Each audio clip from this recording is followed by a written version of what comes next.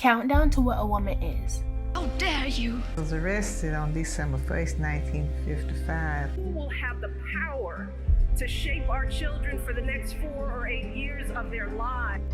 His story is told, hers isn't. I feel that has to change, and women are going to have to change it. 5.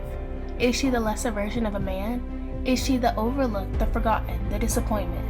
Is she so weak she has to wait for someone to save her because she cannot save herself? Or is she everything they say she's not? There is one message that echoes forth from this conference. Let it be that human rights are women's rights and women's rights are human rights once and for all. 4. They try to destroy us by taking our pride and our strength, but those things cannot be taken, not from us. The next few moments of our life will define who we are perceived to be, our place in history. We will rise above them because we have something they can only ever dream of: passion. For there is always light if only we're brave enough to see it, if only we're brave enough to be it. Dream with ambition, lead with conviction, and see yourselves in a way that others may not, simply because they've never seen it before. But know that we will applaud you every step of the way. 3. We are not defined by your judgments. We are more than our face, we are more than our bodies, we are more than the stereotypes, more than the Instagram and Facebook likes. We are the wisdom behind the words we speak and the reality we create in our dreams.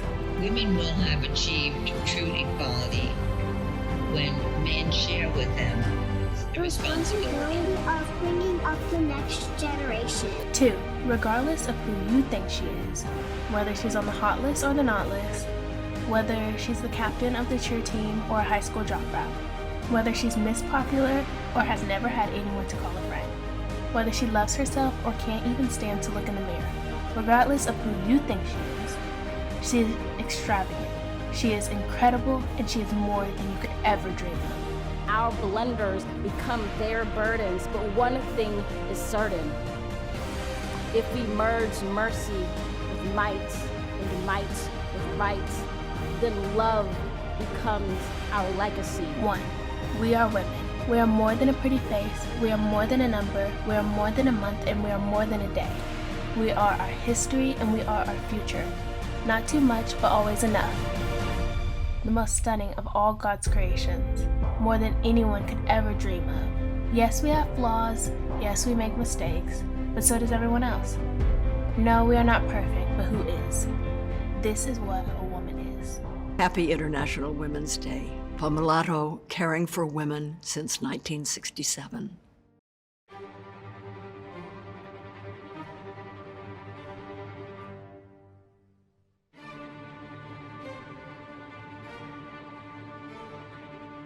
Most videos you will make will have some sort of basic plot to them, and usually you show the plot through words and actions or something. It's helpful to write all of these things down, like in a script. Since it's also a video that you see with your eyes, it's helpful to have a list that describes the visual composition of your shots and something called a shot list. Here's the shot list for this video. Composing a shot is generally the first step of shot composition, and there are many rules and guidelines that will help make your shot composition good. The rule of thirds is essential. Dividing the frame into 9 equal sections will give us 4 lines and 4 intersecting dots. Placing the subject on these lines, like this line here is usually eye level, and putting points of interest on the dots really enhances the composition. You can also play tic-tac-toe on it. Objects within the frame can create lines that lead to the subject, drawing the audience eye to whatever you want. These are called leading lines. And in nature, the golden ratio may be able to explain why things look so beautiful and why humans look just okay. Next, you're probably going to see your image. Oh my god!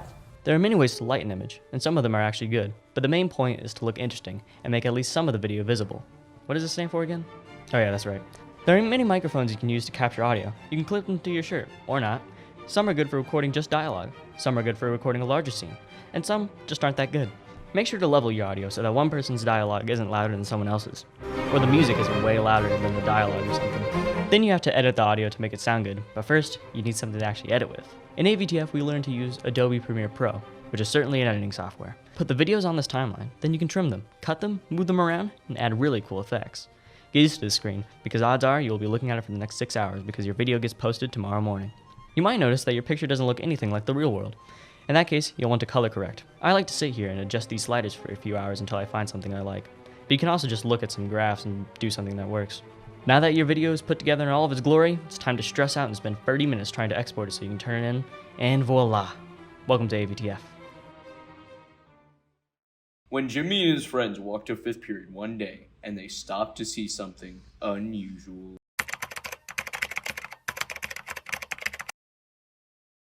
One day, Jimmy and his friends were walking around school when suddenly something catches Jimmy's eye. He wants to investigate it with his friends, but his friends said they had to get to class.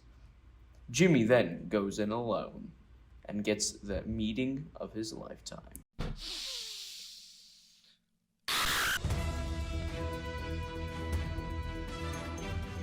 Welcome to 59 minutes, where we've been waiting for the gentleman to say something for the last 58 minutes, as we go live to our field reporter Nick in Snellville. And Nick, what can you tell us about what happened at Brookwood this afternoon?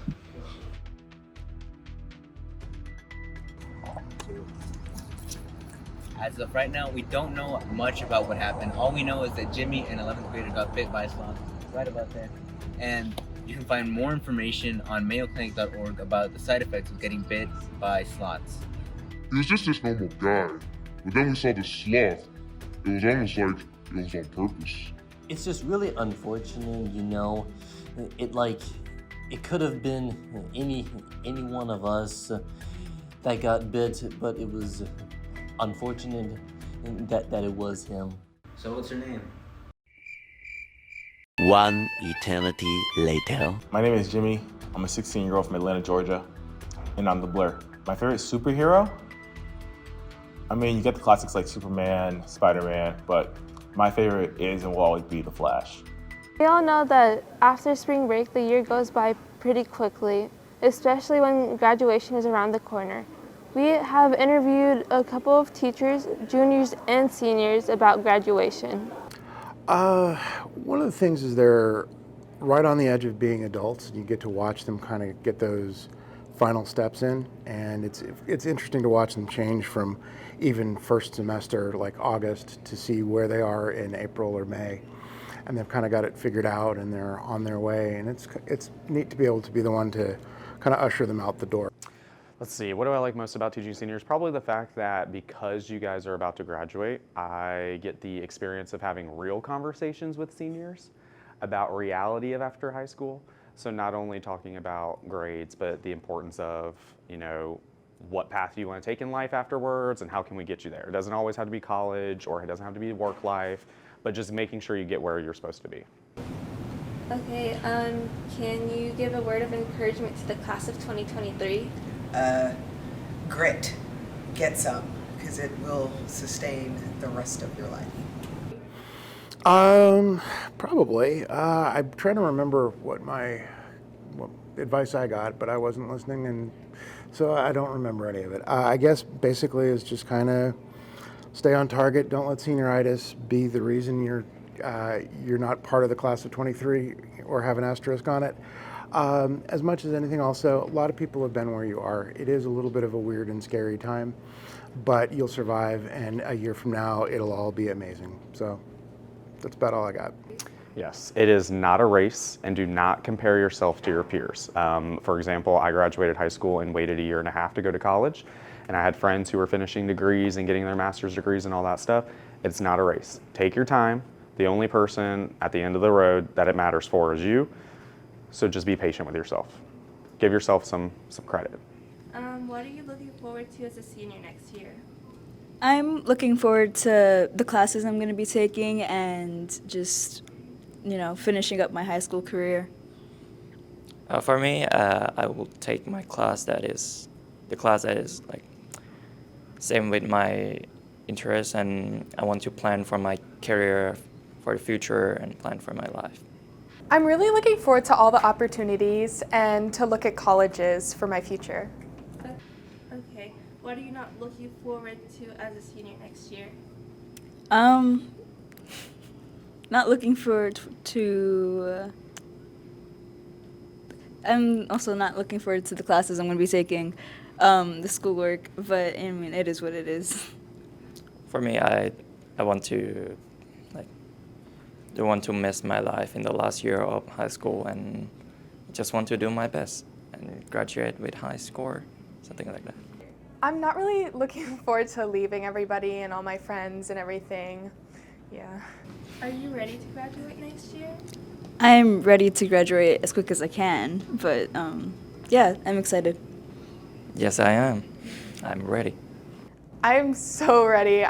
It's one of those, it's almost spring break. It's, you know, I'm a junior, but next year, we'll see. I'm so excited. Outdoor club was fun in aquaponics. I think the teachers were here to support us when we really needed them. The friends I made this year. What did you dislike about your senior year? The work.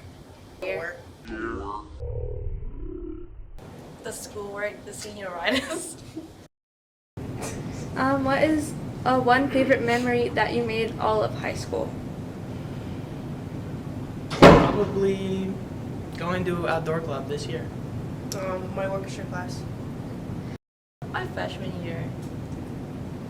Thank you. This school year has been a wild ride. So, to cap it off, let's take a look at some of the best sports moments from this past year.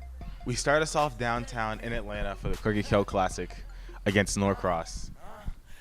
This game had everything you could want. Bryce Dobson with a kick return touchdown, also a Hail Mary from line against Dobson to tie the game up at halftime. Looking to throw, heading towards the end zone. Ball is deflected and into the hands of his receiver. I don't believe Bryce Dobson was the intended receiver, but he's the guy, 35 yards for a touchdown. Of course, no one can forget Noah Holton's game-winning interception in the red zone. Gonna look to the right side, throw towards the end zone, ball lofts up there. Lockie's the intended receiver, but it's intercepted. There to pick that off is Noah Holton, and Brookwood gets a turnover and a stop. Capped off with Dylan Lonigan's 59-yard QB sneak for whatever reason, and Brookwood's touch off the year, 1-0. Lonergan comes through there. Zonka. We knew that he was a tough runner in situations like that. Of course, the football season was full of amazing moments. You have us being on national television against Bishop Gorman in Vegas, but that game actually never happened. And as the snap gets away from him, a rare miscue tonight that still pays dividends. Yeah. You have senior night against South Gwinnett with a game-winning touchdown.